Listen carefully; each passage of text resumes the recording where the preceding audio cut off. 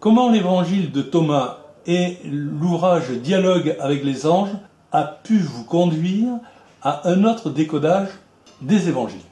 La spiritualité, quand même, c'est quelque chose qui est universel. Ensuite, plus tard,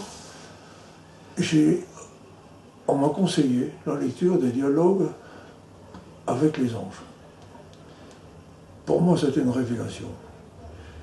Rien dans les dialogues ne vient contredire, au contraire, vient étayer les hypothèses que j'avais concernant les évangiles. Enfin, l'évangile de Thomas. L'évangile de Thomas nous est parvenu d'une manière tout à fait exceptionnelle, complètement à l'abri de toutes les transformations qu'aurait pu effectuer Rome ou le Vatican. Voilà. Quels sont les passages des évangiles, selon vous, qui signifieraient que Jésus a probablement été un initié?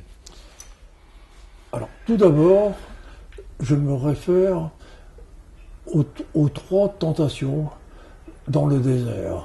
Jésus est resté 40 jours en méditation, parce qu'il n'y a pas d'autre mot à ce qu'il a fait. Et tous les initiés, que ce soit bouddhistes, soufis, etc., tous mettent en garde leurs adeptes des derniers soubresauts terriblement attrayants de l'ego. Et c'est exactement ce qu'a vécu Jésus. Première tentation, la faim, tout à fait banale. Deuxième tentation, la puissance. Et troisième tentation, se prendre pour Dieu, se jeter du haut du temple, etc. Bon. Il a résisté à toutes ces tentations. À partir de là, il a forcément connu ce que connaissent tous les initiés qui surmontent ces tentations. Il a connu ce que les hindous appellent le nirvana, le Brahma et l'Ali, la fusion totale, et Jésus ne pouvait plus dire, et c'est tout à fait naturel, le Père et moi sommes un, etc. Voilà. Une deuxième sélection dans les évangiles m'a fait remarquer, a attiré mon attention sur le fait que Jésus avait des disciples, certes, nous les connaissons tous, les apôtres, mais il avait des condisciples. Voilà. Lazare était un condisciple. Joseph d'Arimathie était un condisciple. Un jour, les apôtres reviennent en disant « Nous avons remarqué quelqu'un qui prêchait en ton nom, mais nous ne le connaissons pas. » Autre condisciple, marqué dans l'Évangile. À la sortie du tombeau, lorsque Marie se présente, un jeune homme habillé de blanc, et non pas un ange, comme ont traduit d'autres évangélistes, un jeune homme habillé de blanc leur dit « C'est Jésus que vous cherchez, etc. etc. » Et les Esséniens, à l'époque, s'habillaient de blanc. Les Esséniens s'habillaient de blanc, tous les grands initiés, encore aujourd'hui, c'est ce que font les soufis. Les soufis sont habillés de blanc. Voilà. La notion indienne de karma, est-ce que cette notion se retrouve dans les évangiles? À mon avis, elle est omniprésente. Déjà, dans le Notre Père, pardonnez-nous nos offenses comme nous pardonnons. Bon, le karma, si on écoute les spécialistes, bon, et notamment un certain Rinpoche, le karma, c'est une relation de cause à effet. Bon, tout acte, toute pensée crée forcément des conséquences. Et des conséquences qui sont absolument irréversibles. Voilà. Pardonner comme nous pardonnons, c'est faire appel à la notion de karma. Jusqu'à la fin, Jésus aura du mal avec ça, puisqu'il dit à Pierre, remets donc cette épée au fourreau, tous ceux qui pratiquent l'épée périront par l'épée. C'est donc la notion du karma. Et à maintes reprises, nous trouvons cette notion, c'est ce que j'explique dans ce livre. Alors, dans votre ouvrage, il y a une hypothèse politique qui est absolument surprenante, c'est Jésus qui essaie de faire comprendre aux religieux de l'époque qu'il doit se sacrifier pour éviter une répression. Sur quoi vous fondez-vous pour faire cette hypothèse? Évidemment, vous avez raison de dire, c'est une hypothèse. Voilà, je n'y étais pas. Bon. Ceci étant, je m'appuie sur les textes, stricto sensu, sans tricher. Je m'appuie scrupuleusement sur les textes. Voilà. Et Jésus a tout fait pour se faire prendre. Et d'ailleurs,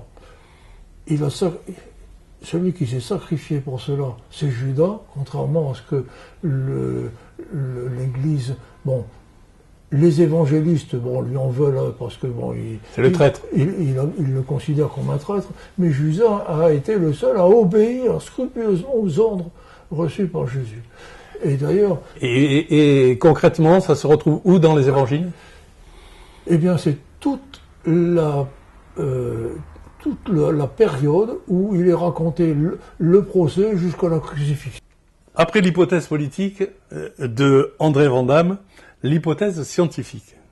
Dans votre ouvrage, on croit comprendre que le Christ au tombeau et la résurrection de Lazare, c'est une analyse scientifique. Est-ce que vous pouvez nous en dire un peu plus? Bon, il m'est arrivé de découvrir que les moines Shaolin, bon, qui existent toujours, bon, encore maintenant, sont capables de se mettre spontanément en catalepsie. Évidemment, il faut arriver à un haut niveau de maîtrise de soi pour ça.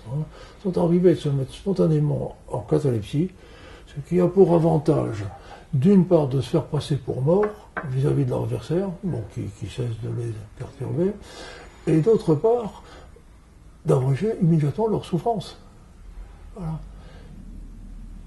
Et à partir de là, en relisant les évangiles, ça m'a paru absolument lumineux. Lumineux. Lazare a demandé à... Bon, il faut dire que ces moines se font réveiller par un initié du même niveau qu'eux. Voilà. Parce que c'est très difficile de se réveiller soi-même. Mais on lit le texte de l'évangile qui parle de la supposée résurrection de Lazare. Jésus, on lui annonce que Lazare est mort. Il dit, oh, ne vous inquiétez pas. Il dit, cette maladie ne transmet pas la mort, c'est pour la gloire de Dieu. Déjà, il commence par dire ça. Puis il attend encore 3 jours. Bon, ça, il n'est pas pressé d'aller... Autrement dit, Lazare et lui se sont mis d'accord sur la durée de la catalepsie. Et ma certitude, ma conviction, plutôt que certitude, ma conviction, c'est que Lazare, qui était un condisciple de Jésus, bon, eh bien, lui a fait une démonstration de façon à ce qu'il puisse souffrir le moins longtemps possible sur la croix, parce qu'il savait très bien qu'il irait au sacrifice, et il fallait qu'il puisse souffrir le moins possible et éventuellement s'en sortir.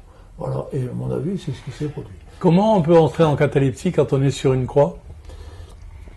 Alors, je ne sais pas, parce que je ne suis pas capable de rentrer en catalepsie. Ce que je sais, c'est qu'il faut d'abord se vider les poumons complètement, et le fait de se vider brutalement l'air des poumons, ça génère un cri énorme qui passe par la gorge. Or, Jésus n'a-t-il pas poussé un grand cri? Alors, votre éditeur déclare que vous vous sentez chrétien maçon plutôt que maçon chrétien. Est-ce que vous pouvez nous expliquer un petit peu cette définition? C'est pas difficile du tout, c'est une chronologie. Voilà. J'ai été chrétien depuis, moi, je suis tombé dans le bénitier. Moi, je suis né dans une famille de parents cathos, je dirais aujourd'hui intégristes. Bon. Et puis, j'ai été mis dans des écoles libres qui n'ont fait que confirmer ce que m'avaient enseigné mes parents, etc. Bon. Et maçon, alors, pourquoi plus chrétien que maçon que chrétien? Dans mes relations professionnelles, tout le monde me savait chrétien. Bon, j'hésitais pas, à chaque fois que je jugeais opportun, de faire valoir le tel ou tel passage de l'évangile en rapport avec ce qui venait de se passer. Ce qui fait que j'ai été découvert par celui qui est devenu mon parrain et qui m'a dit, mais tu devrais venir chez nous. J'ai terriblement hésité. Voilà. Et je n'ai accepté que parce que mon parrain m'avait dit, écoute, au cours de la cérémonie on disait à l'époque l'initiation, on dit maintenant de réception. Il dit, à 3 reprises, tu auras l'occasion, on te demandera si tu es toujours d'accord et tu auras l'occasion de te retirer. Eh bien, franchement, ma réception s'est déroulée en disant, ben ça va, je peux encore aller, les yeux fermés, hein, bien sûr, je peux encore aller jusque-là. Puis après, je peux encore aller jusque-là. Jusqu'au moment de prêter serment. Et alors là, comme j'étais scout de France, eh bien, pratiquement le serment est tout à fait similaire, le serment de la promesse scout, sur mon honneur, avec la grâce de Dieu, je m'engage à servir de mon mieux Dieu, l'Église, la patrie, à aider mon prochain à toutes circonstances et observer la loi scout. C'était tout à fait proche de la promesse. Et puis, quant au serment au chef de l'État, étant officier de réserve, ben, il est évident que moi, ça me posait aucun problème, j'avais déjà prêté ces serments-là. Et je me suis dit, bon, on y va. Et je ne l'ai jamais regretté. Eh bien, André, tout est devenu clair. Merci beaucoup de votre prestation.